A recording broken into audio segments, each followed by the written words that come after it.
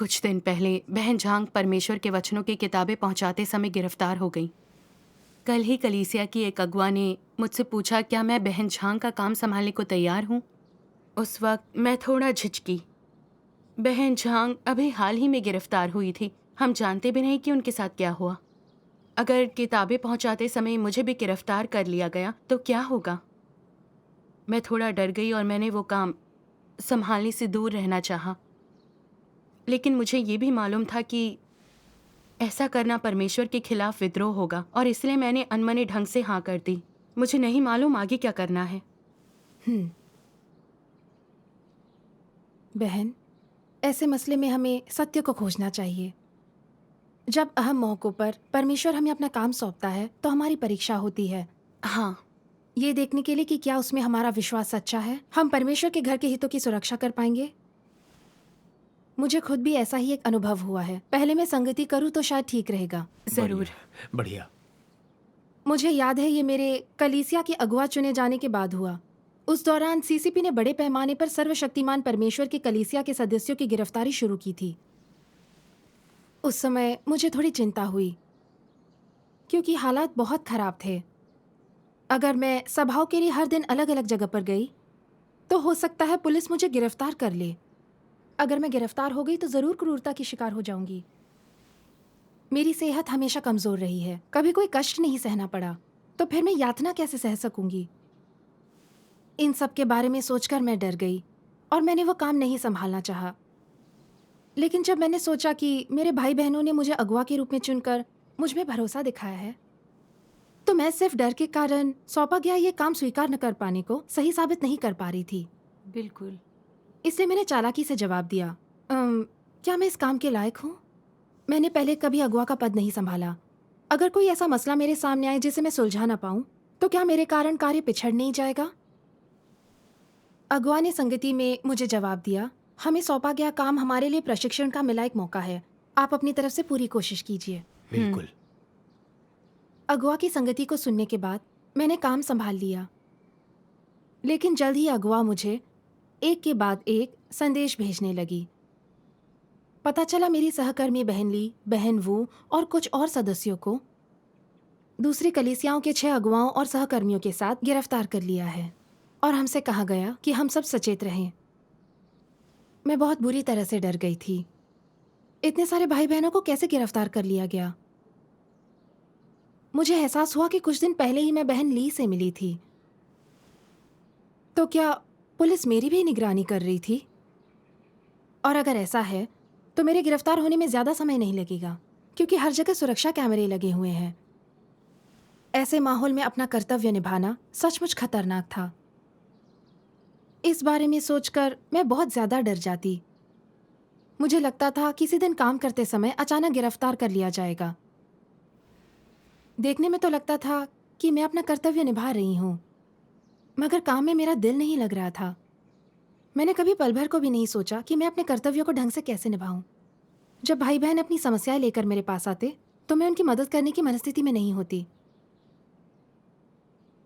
कुछ समय बाद मुझे अगुआ से एक और संदेश मिला कि पुलिस गिरफ्तार भाई बहनों से कह रही थी कि तस्वीरों में से कलीसिया के सदस्यों को पहचाने। और यही नहीं बल्कि नाकाबंदी करके लोगों के बैग जांच रही थी। उन्होंने हमें याद दिलाया कि जब हम बाहर जाएं तो सतर्क रहें। यह सुनकर मैं और भी परेशान हो गई। लगा जैसे पुलिस ने भाई बहनों के बारे में पहले ही बहुत सी जानकारी इकट्ठा कर ली है। पिछली बार जब हम सब बहन ली से मिलने गए थे तो कहीं हमारी फोटो तो नहीं ले ली गई?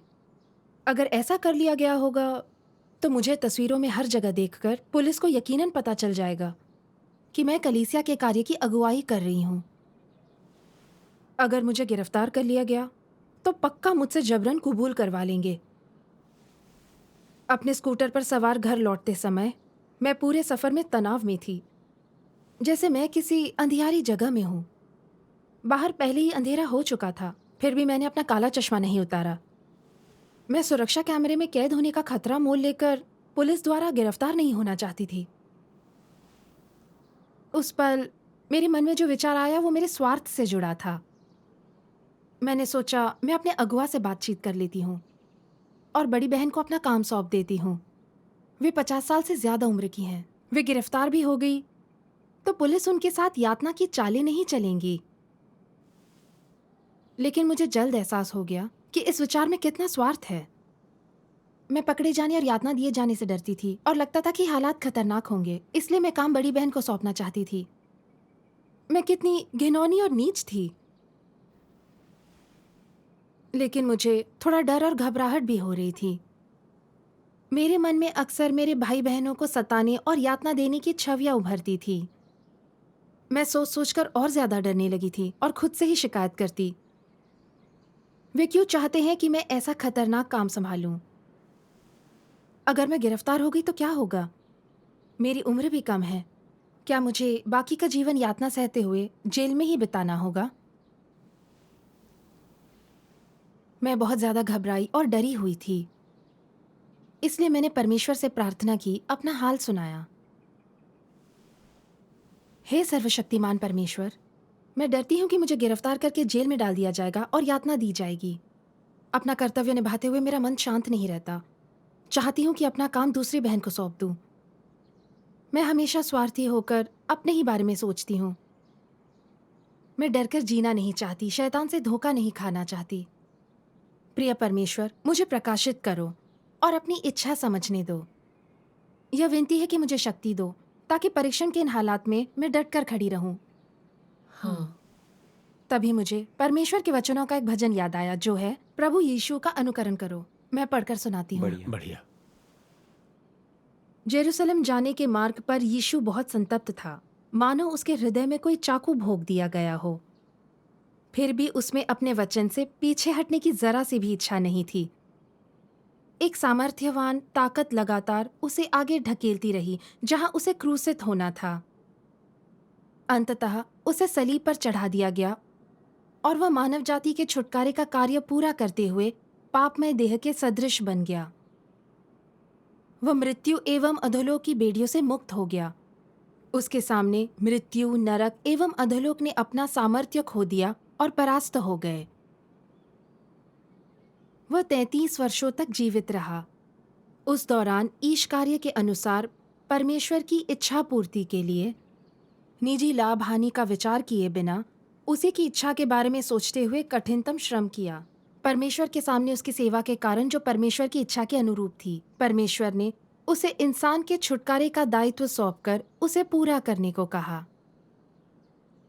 और वह इस महत्वपूर्ण कार्य को पूरा करने के योग्य और उसका पात्र बन गया। जीवन भर उसने परमेश्वर के लिए अपरिमित कष्ट और शैतान के अनगिनत प्रलोभन सहे, किंतु वो कभी भी निरुत्साहित नहीं हुआ। परमेश्वर ने उसे इतना बड़ा कार्य इसलिए दिया क्योंकि वह उस पर भरोसा करता था और उससे प्रेम करता था। यदि तुम यीशु की तरह परमेश्वर के दायित्व पर ध्यान दो और दैहिक इच्छाओं को नकार दो, तो परमेश्वर अपने महत्वपूर्ण कार्य तुम्हें सौंप देगा, ताकि तुम लोग परमेश्वर की सेवा करने की शर्तें पूरी कर सको। केवल ऐसी परिस्थितियों में ही तुम लोग यह कहने की हिम्मत कर सकोगे कि तुम परमेश्वर की इच्छा और आदेश पूरे कर रहे हो, और केवल तभी तुम लोग यह कहने की हिम्मत कर सकोगे कि तुम लोग सचमुच परमेश्वर की सेवा कर रहे हो। आमीन। परमेश्वर का धन्यवाद। गाते समय इस भजन ने मेरे दिल को छू लिया। सूली पर चढ़ाए जाने की पीड़ा और कष्ट का सामना करके प्रभु यीशु ने अपने देह की कमजोरी के बावजूद पछतावे या पीछे हटने का कोई संकेत नहीं दिया, बल्कि वो दृढ़ता से सूली की तरफ चला गया।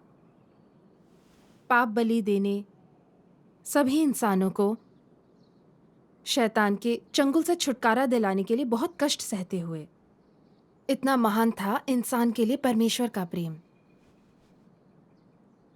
और मैंने परमेश्वर के साथ कैसा बर्ताव किया?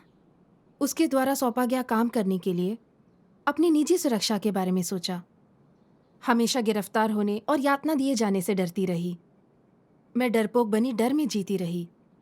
बस यूं ही काम करने का दिखावा करती रही, कोई सच्चा प्रभाव हासिल नहीं कर पाई। खतरनाक हालात देखकर अपना काम एक बड़ी बहन के हवाले कर देने के बारे में सोचा। मैं कितनी स्वार्थी और घिनौनी थी। परीक्षण की उस घड़ी में मैंने सोचा ही नहीं कि परमेश्वर की गवाही देनी है और शैतान को नीचा दिखाना है। मैंने सिर्फ अपने देह सुख के बारे में सोचा कि कष्ट झेले बिना, त्याग किए बिना सुरक्षित रूप से अपना काम पूरा कर लूं, ताकि मुझे परमेश्वर का उद्धार और उसके वादे के अनुसार आशीष मिल सके। मुश्किल का सामना होते ही मैंने खुद की सुरक्षा के लिए अपना कर्तव्य छोड़ देना चाहा। परमेश्वर से कुतर्क किया और उसका विरोध भी। लेकिन ये एहसास होने के बाद कि परमेश्वर के लिए मेरे विचार सौदेबाजी के थे, मैं कुछ भी नहीं कह पाई। सच है। मैंने पतरस के बारे में सोचा, जिसने मुश्किलों के बीच परमेश्वर के प्रति पूर्ण समर्पण कर दिया था। उसने कभी अपनी खुशहाली की चिंता नहीं की, बल्कि परमेश्वर के प्रति खुद को समर्पित कर उसके दिल को आराम पहुंचाया। आखिरकार उसका सलीब पर चढ़ना परमेश्वर के प्रति शानदार गवाही थी। बिल्कुल। पतरस के कामों से अपनी करतूतों की तुलना कर मैंने शर्मिंदा और दोषी महसूस किया। इसलिए मैंने परमेश्वर से प्रार्थना की, हे परमेश्वर, इस स्थिति ने मेरी स्वार्थपरता और नीचता को उजागर कर दिया है। मैं जेल जाने और कष्ट सहने से डरती थी, कभी यही नहीं सोचा कि तुम्हारी गवाही कैसे दूं। हे परमेश्वर, मैं अब अपने नफा नुकसान के बारे में चिंता नहीं करना चाहती। मैं सिर्फ तुम्हें संतुष्ट करने के लिए अपना कर्तव्य निभाना चाहती हूँ। अगर मुझे सच में गिरफ्तार कर सताया गया तो मैं समर्पण के लिए तैयार हूँ। कसम खाती हूँ कि मैं यहूदा बनकर कभी धोखा नहीं दूंगी और तुम्हारी गवाही दूंगी। आमीन। आमीन। प्रार्थना करके सुकून मिला, मैंने ठहराव महसूस किया। तभी मुझे परमेश्वर के वचनों का एक और अंश याद आया। संसार में घटित होने वाली हर चीज में मेरा निर्णय आखिरी है। क्या कोई ऐसी चीज है जो मेरे हाथ में न हो? आमीन। यह सब अचानक कौंध गया। जाहिर है, मैं हर दिन सभाओं में भाग लूं तो भी परमेश्वर की स्वीकृति के बिना गिरफ्तार नहीं की जा सकती। बिल्कुल। अगर परमेश्वर द्वारा निर्धारित है कि मुझे मुश्किलें झेलनी होंगी, तो फिर मैं सारा दिन अंदर छुपी रहूं तो भी गिरफ्तार कर ली जाऊंगी। सब कुछ परमेश्वर के हाथ में है, इसलिए मुझे हर स्थिति को स्वीकार करना होगा। हमारी सुरक्षा रणनीतियों को अमल में लाने की भरसक कोशिश करूंगी। गिरफ्तारी के समय मैं परमेश्वर की योजना को समर्पित होने को तैयार हूं। बिल्कुल। परमेश्वर के वचनों से मैं प्रबुद्ध हुई और उनके प्रकाशन से मुझे शक्ति मिली। मुझे उसी समय मुक्त होने का अनुभव हुआ। उसके बाद से जब भी मैं सभाओं के लिए बाहर गई, मैं शांत और निडर महसूस करती। परमेश्वर का धन्यवाद। सीसीपी ने गिरफ्तारियों का अपना अभियान जारी रखा, लेकिन यह देखकर कि कैसे परमेश्वर के वचनों ने मेरे भाई बहनों में आस्था जगाई, उन्हें अपना काम जारी रखने दिया, इससे मुझे गहरी प्रेरणा मिली और मैं अपने काम पर पूरी तरह से ध्यान दे पाई। मैंने महसूस किया कि परमेश्वर मुझे रास्ता दिखा रहा है और मैं अपने भाई बहनों की समस्याओं और मसलों को सुलझा पाई।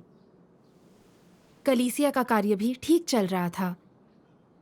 इससे मैं समझ सकी कि शैतान चाहे जितना भी बर्बर क्यों न हो, परमेश्वर के कार्य में रुकावट नहीं बन सकता। परमेश्वर में मेरी आस्था और भी गहरी हो गई। परमेश्वर का धन्यवाद। मुझे लगा कि मैंने थोड़ा आध्यात्मिक कद हासिल कर लिया होगा। मैंने कभी सोचा भी नहीं था कि जब परमेश्वर मेरे लिए एक नया आयोजन करेगा तो मैं फिर से पूरी तरह से उजागर हो जाऊंगी। इसी जुलाई के महीने में मुझे अपने अगुआ का यह संदेश मिला कि 2-3 महीनों से पुलिस मेरी बहन लियू का पीछा कर रही है। बहन लियू का पीछा कर रही पुलिस की नज़र उसके संपर्क के 20 लोगों पर भी थी, जिनमें मैं भी शामिल थी। पुलिस ने उन सभा स्थलों के फोटो भी लिए थे जहां बहन लियू ने सभाओं में भाग लिया था। इस कारण से मेरी अगुआ ने मुझे सलाह दी कि मैं भाई बहनों के संपर्क में आने से बचूं। यह पढ़कर मैं बिल्कुल शांत नहीं रह पाई। मैंने सोचा, मैं बहन लियू से अक्सर मिलती रहती हूँ। हाल ही में मैं उसके साथ काउंटी में बाइक सवारी पर भी जा चुकी हूँ। उस सड़क पर हर जगह सुरक्षा कैमरे लगे थे। अगर उन्होंने हमारी फुटेज देख ली तो मैं भयंकर मुसीबत में फंस जाऊंगी। सीसीपी अंधाधुंध तरीके से ईसाइयों को गिरफ्तार कर सता रही है। इस संकट काल में अगर मैं गिरफ्तार हो गई तो कौन जाने पुलिस मुझे कैसी यातना देगी। कहीं वे मुझे पीट पीट कर मार न डाले। इस बारे में मैंने जितना सोचा, मैं उतना ही ज्यादा डर गई और खुद को शांत कर परमेश्वर के वचन नहीं पढ़ पाई। जल्द ही मुझे पता चला कि जिस किराए के घर में बहन लियू थी, वहां परमेश्वर के वचनों की किताबें रखी हैं। अगर उन्हें शीघ्र निकाला नहीं गया तो पुलिस उन्हें खोज लेगी और परमेश्वर के घर को भारी नुकसान उठाना पड़ेगा। हाँ। हाँ। लेकिन मैं दुविधा में थी। पुलिस ढूंढ ढूंढ कर विश्वासियों को गिरफ्तार करने के अंधाधुंध अभियान में लगी थी। अगर किताबें ले जाते समय पुलिस की नजर मुझ पर पड़ गई तो क्या उन्हें सारे प्रमाण नहीं मिल जाएंगे? उस हालत में ऐसा हो ही नहीं सकता कि पूछताछ में यातना न दी जाए, और शायद मेरे लिए यह घातक भी साबित हो। इन सब के बारे में सोचकर मैंने जाना नहीं चाहा। फिर मैंने ये भी सोचा कि अगर मैं नहीं गई तो क्या मैं बस यूं ही परमेश्वर के घर को नुकसान होते देखती रहूं? कुछ समय तक मेरे मन में इन विचारों की उठापटक चली, पर अपना मन नहीं बना पाई। अगले दिन मैंने परमेश्वर के वचनों का एक अंश देखा, पढ़कर सुनाती हूँ। ठीक है। ठीक है। मसीह विरोधी बेहद ही स्वार्थी और नीच होते हैं। उनका परमेश्वर में विश्वास नहीं होता, उसके प्रति भक्ति भाव तो बिल्कुल भी नहीं होता। समस्या होने पर वो केवल अपनी रक्षा और बचाव करते हैं, केवल अपनी सोचते हैं। उनके लिए अपने अस्तित्व और सुरक्षा से ज्यादा महत्वपूर्ण कुछ भी नहीं है। वे परवाह नहीं करते कि परमेश्वर के घर के कार्य को कितना नुकसान हुआ है। वे जीवित और सहकुशल रहकर खुश रहते हैं। ऐसे लोगों का स्वभाव दुष्ट होता है। वे भाई बहनों या परमेश्वर के घर की न सोचकर केवल अपनी सोचते हैं। वे मसीह विरोधी हैं। तो जब ऐसी विपत्तियां उन लोगों पर आती हैं जो परमेश्वर में सच्ची आस्था रखते हैं, तो वे उनसे कैसे निपटते हैं?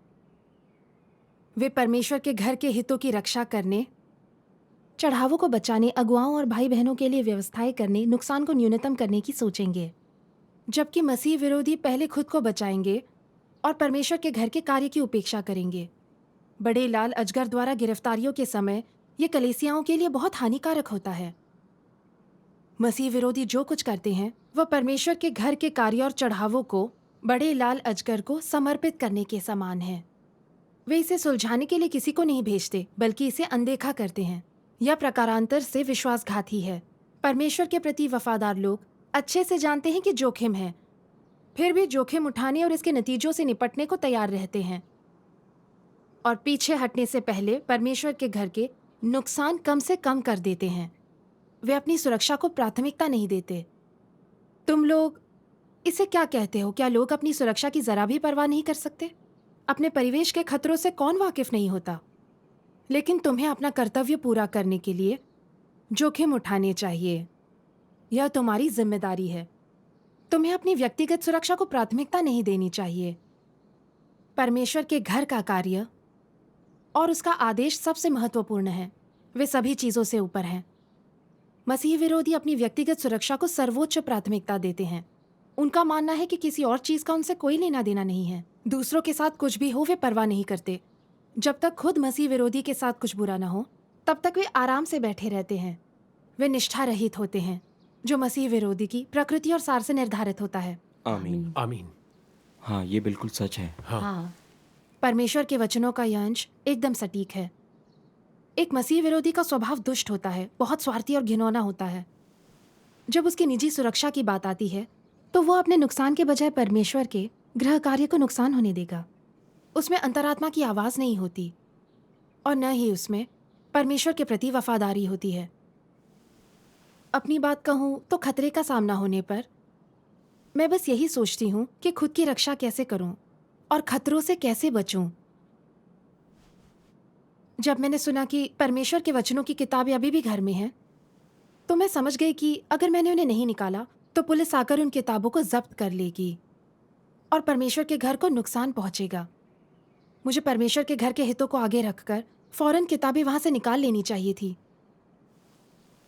लेकिन मुझे डर था कि अगर मैंने अपना चेहरा दिखाया तो पुलिस गिरफ्तार कर सताएगी और यातना देगी। शायद मौत का खतरा भी हो, इसलिए मैं जाने को तैयार नहीं थी। क्या मैं परमेश्वर के वचनों की ये किताबें पुलिस के हवाले नहीं कर रही थी? बिल्कुल। मैं हमेशा पहले अपनी सुरक्षा पर ध्यान देती थी, परमेश्वर के घर के हितों का कम ध्यान रखती थी। मैं सिर्फ अपनी सोचती, परमेश्वर के घर के हितों को धोखा देती। मैं कितनी अमानवीय थी। बाहर से मैं मसीह विरोधी जैसी पापी नहीं लगती थी, फिर भी मेरा स्वभाव किसी मसीह विरोधी से अलग नहीं था। मैं स्वार्थी, घिनौनी और सिर्फ निजी हित के लिए काम करती। अगर मैंने प्रायश्चित नहीं किया तो परमेश्वर क्रोधित हो मुझे ठुकरा देगा। सही है। जो लोग परमेश्वर के प्रति वफादार होते हैं वो निजी सुरक्षा पर ध्यान नहीं देते।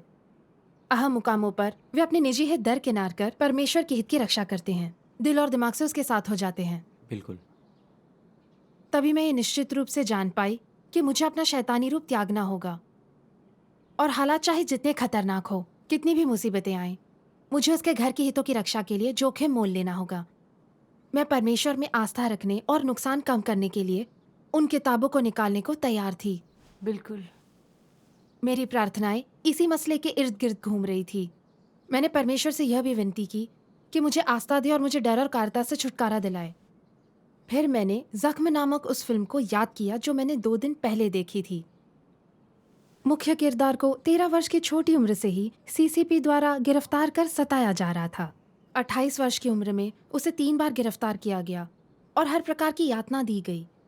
हालात जितनी भी दुखदाई क्यों न हो, जब उसकी जिंदगी भी दाव पर लगी हो, तब भी उसने हर कदम पर डटे रहने के लिए परमेश्वर के वचनों पर भरोसा किया और आखिरकार उसने शैतान को हराकर गवाही दी। हाँ, जेल से रिहा होने के बाद भी वह हमेशा अपना कर्तव्य निभाती रही। मैंने उन भाई बहनों के बारे में भी सोचा जिन्हें सीसीपी ने गिरफ्तार कर सताया और जिनकी ब्रेन वॉशिंग की। कैसे उन्होंने शैतान के दबाव और यातना से उभरने के लिए परमेश्वर के वचनों का प्रयोग किया। शैतान चाहे जितना भी दुष्ट और क्रूर क्यों न हो, अगर हम सच्चाई से परमेश्वर पर भरोसा करें, परमेश्वर के वचनों पर चलें, तो हम शैतान को पछाड़कर गवाही दे सकते हैं। बिल्कुल। ये सब उत्साहजनक बातें थी। मेरी आस्था का नवीनीकरण हो रहा था। अब मुझ में डर भी नहीं था। बिल्कुल। बाद में मैंने आत्मचिंतन भी किया। ऐसे खतरनाक काम को स्वीकार करने को मैं इसलिए तैयार नहीं थी क्योंकि मुझे पुलिस की यातना का डर सता रहा था। मैं मरना तो दूर, कष्ट भी नहीं चाहती थी। तभी मुझे परमेश्वर के वचनों का एक अंश याद आया। परमेश्वर हमें राह दिखाता हुआ जिस मार्ग पर ले जाता है वो कोई सीधा मार्ग नहीं है, बल्कि वह गड्ढों से भरी टेढ़ी मेढ़ी सड़क है। इसके अतिरिक्त परमेश्वर कहता है कि मार्ग जितना ही ज्यादा पथरीला होगा, उतना ही ज्यादा वह हमारे स्नेहिल हृदयों को प्रकट कर सकता है, लेकिन हम में से कोई भी ऐसा मार्ग उपलब्ध नहीं करा सकता। अपने अनुभव में मैं बहुत से पथरीले जोखिम भरे मार्गों पर चला हूँ और मैंने भीषण दुख झेले हैं। कभी कभी मैं इतना शोकग्रस्त रहा हूँ कि मेरा मन रोने को करता था, लेकिन मैं इस मार्ग पर आज तक चलता आया हूँ।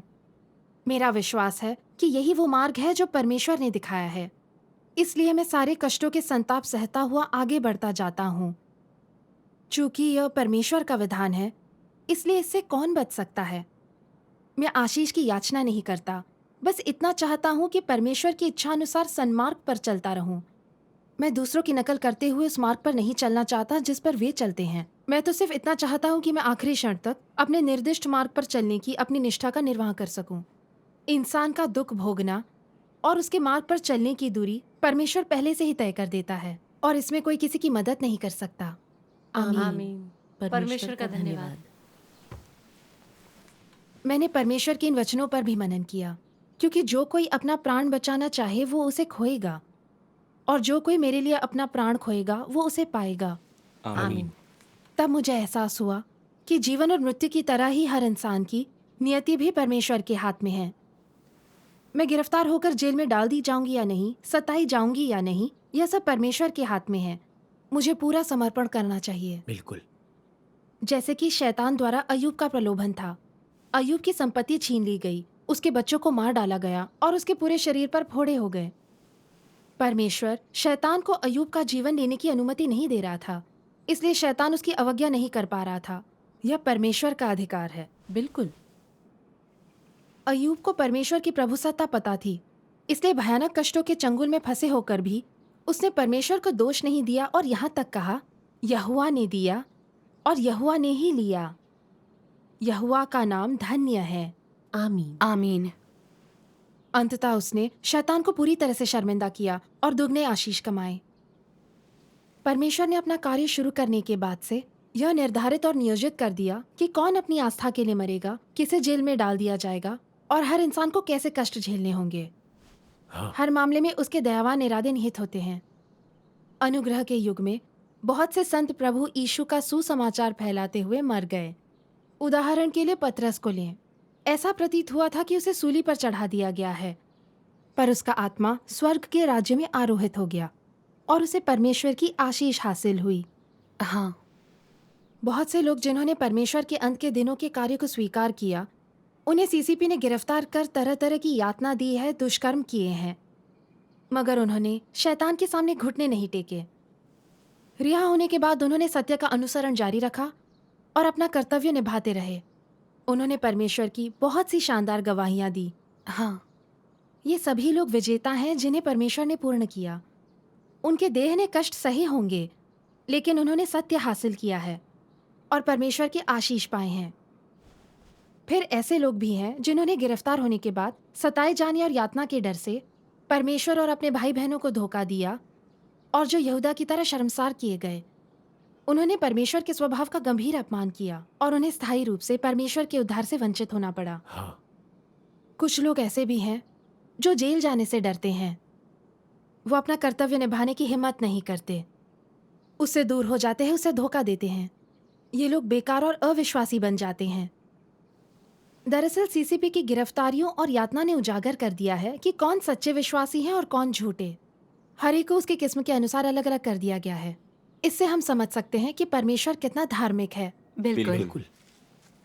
तब मैं समझ सकी कि परमेश्वर के घर की किताबें निकाल लाने का काम परमेश्वर का मेरे परीक्षण का तरीका था, यह देखने के लिए कि क्या मैं परमेश्वर के प्रति निष्ठावान हूँ और क्या मैं उसकी गवाही दूंगी।